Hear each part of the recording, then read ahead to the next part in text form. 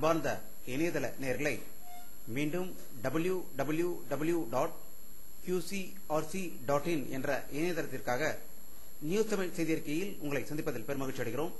இன்று 4 ஜூன் 2009க்கான முக்கிய செய்திகளை தற்போது பார்க்கலாம். தமிழ் ஈழ நாட்டில் ராஜபக்சேயின் ராணுவத்தின் கட்டுப்பாட்டில் உள்ள தமிழ் ஈழ மக்கள் அனுபவித்து வரும் இன்னல்களையும் துயரத்தையும் கூறுவதற்கு வார்த்தைகள் இல்லை என்று இலங்கை உச்ச நீதிமன்ற தலைமை நீதிபதி சரத் என் டிசல்வா கூறியதாகவும், இதை கூறுவதால் என்னை தண்டிப்பார்கள் என்று கூறியிருப்பதாகவும் இந்த செய்தி உலகத்தையே அதிர்ச்சி அடைய செய்திருக்கிறது என்று செய்திகள் வெளியாகிக் கொண்டிருக்கிறது.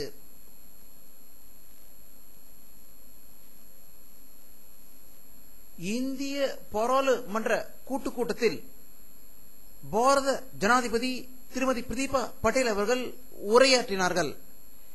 அடுத்த 5 ஆண்டுகளில் இந்தியாவில் குடிசை இல்லாத இந்தியாவாக மாற்றப்படும் என்றும், 3 ரூபாய்க்கு கோதுமை அல்லது அரிசி 25 கிலோ வழங்கப்படும் என்றும், பெண்கள் மசோதா 100 நாட்களுக்குள் அமல்படுத்தப்படும் என்றும், பாதுகாப்பான இந்தியாவை உருவாக்க மேற்கொள்ளப்படும் என்றும், கிராமப்புற ஊராட்சிகளில் 50% பெண்களுக்கு ஒதுக்கப்படும் என்று சூளுரைத்ததாக டெல்லியிலிருந்து தகவல்கள் வெளிவந்து கொண்டிருக்கிறது.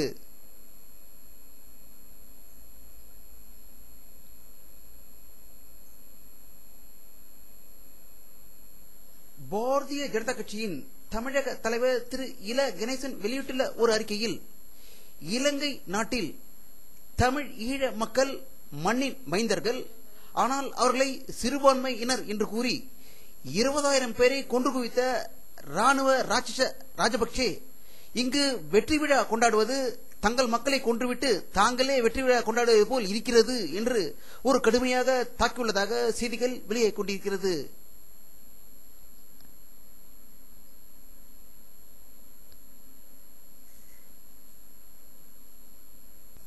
இந்திய ஜனாதிபதி திருமதி பிரதீபா பட்டேல் அவர்கள் பாராளுமன்ற கூட்டத்தொடரில் உரையாற்றிக் கொண்டிருந்த போது மதிமுக நாடாளுமன்ற உறுப்பினர் திரு கணேச மூர்த்தி அவர்கள் எழுந்து இலங்கை தமிழர் பிரச்சினை பற்றி குரல் கொடுத்ததாக பாராளுமன்றத்திலிருந்து செய்திகள் வெளிவந்து கொண்டிருக்கிறது.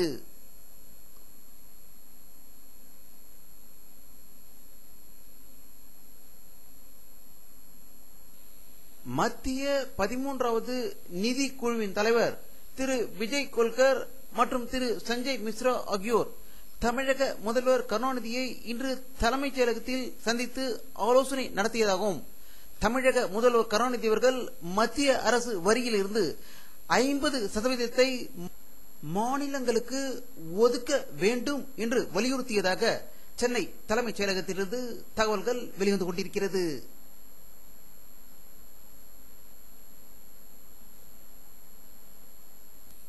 திராவிட கழக தலைமைச் செயற்குழு கூட்டம் பெரியார் திடலில் புதன்கிழமை நடைபெற்றது.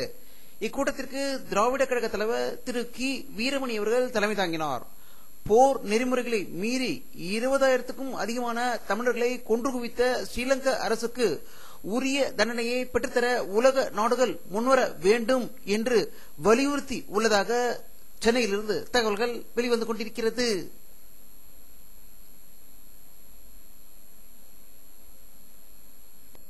இந்திய ஜனாதிபதி திருமதி பிரதீபா பட்டேல் அவர்கள் பாராளுமன்ற கூட்டத்தொடரில் பேசுவதற்காக பாராளுமன்றத்துக்கு வந்தபோது அவரை சபாநாயகர் மீரா குமார் மற்றும் பாரத பிரதமர் திரு மன்மோகன் சிங் ஆகியோர் அவரை அழைத்து சென்றதை இந்த படத்தில் காணலாம்.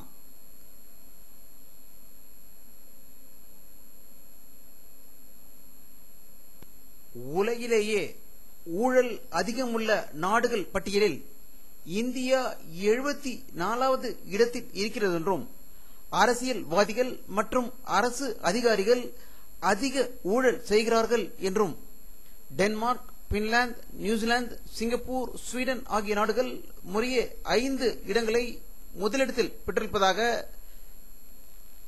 நியூயார்க்கிலிருந்து வரும் தகவல்கள் தெரிவிக்கின்றன.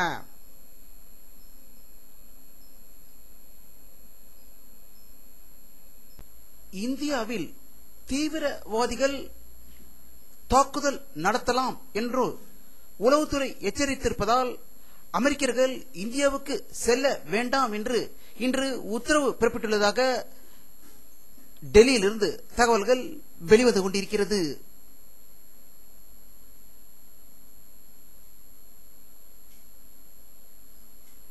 இந்திய உள்துறை அமைச்சர் திரு ப. சிதம்பரம் வெளியிட்டுள்ள ஒரு செய்தி அறிக்கையில், இந்தியா ஒரு பாதுகாப்பான நாடு என்றும் இந்தியாவுக்கு தயக்கமின்றி பயணிகள் வரலாம், சுற்றுலா பயணிகள் வரலாம் என்றும் அமெரிக்கா கூறுவது போன்று தீவிரவாதிகள் தாக்குதல் நடக்க வாய்ப்பில்லை என்று வீர முழக்கமிட்டதாக டெல்லியிலிருந்து தகவல்கள் வெளிவந்து கொண்டிருக்கிறது.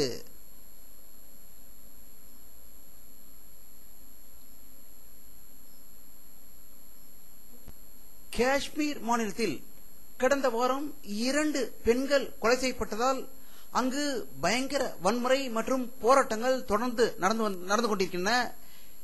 நேற்று ஒரு இளைஞர் உயிர் இழந்ததால் அவருடைய ஊர்வலத்தின் போது இன்று மாபெரும் போராட்டம் மற்றும் கல்வீச்சு சம்பவங்கள் நடந்ததால் காஷ்மீர் மாநிலம் பதற்றத்தில் இருப்பதாக தகவல்கள் வெளிவந்து கொண்டிருக்கிறது.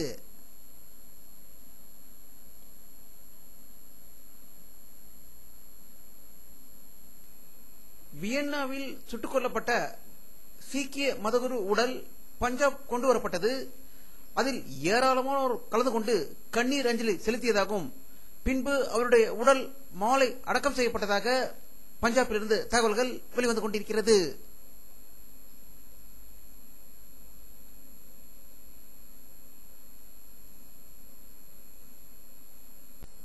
இந்தியாவிலும் நேபாளத்திலும் தீவிரவாதத்தை ஊக்கப்படுத்துவது, வெடிகுண்டுகள் வெடிக்க செய்வது போன்றவற்றின் தலைவனாக கருதிய லக்சர் இயக்க கமாண்டர் முகமது உமர் மதானி சிறப்பு படை டெல்லி போலீசாரால் கைது செய்யப்பட்டுள்ளதாக டெல்லியிலிருந்து தகவல்கள் வெளிவந்து கொண்டிருக்கிறது.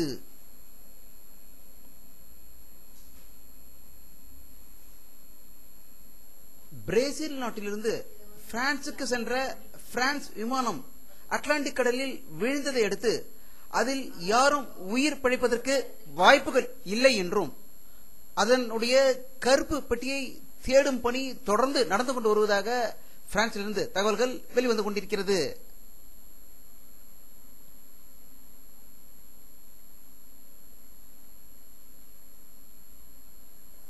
அமெரிக்க அதிபர் திரு பாரக் ஒபாமா அவர்கள் எகிப்து நாட்டு சுற்றுப்பயணத்திற்காக இன்று எகிப்து போய் சென்றிருந்தார்.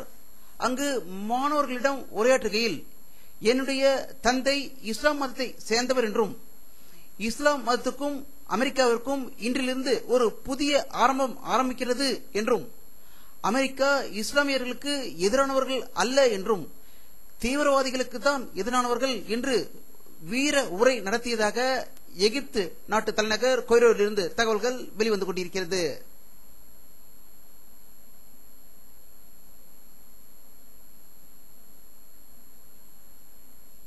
நாற்பத்தி 7 ஆண்டுகளாக அமெரிக்காவும் கியூபாவும் பகை நாடுகளாக கருதப்பட்ட நிலையில் புதிய அதிபராக திரு பாரக் ஒபாமா அவர்கள் பதவியேற்ற பின் இரு நாடுகளும் ஒன்று சேரும் நிலைக்கு வந்திருப்பதாக வாஷிங்டனிலிருந்து தகவல்கள் வெளிவந்து கொண்டிருக்கிறது.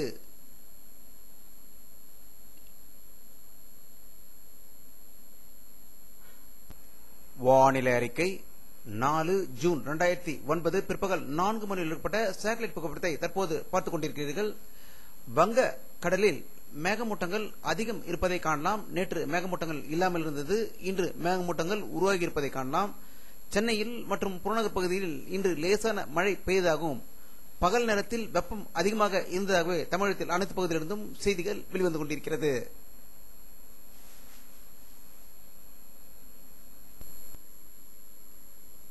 இத்துடன் இந்த செய்தி அறிக்கை நிறைவடைகிறது. மீண்டும் நியூஸ் தமிழ் செய்தி அறிக்கையில் உங்களை சந்திக்கும் வரை உங்களிடமிருந்து விடைபெறுவது உங்கள் கே பாலாஜி. நன்றி.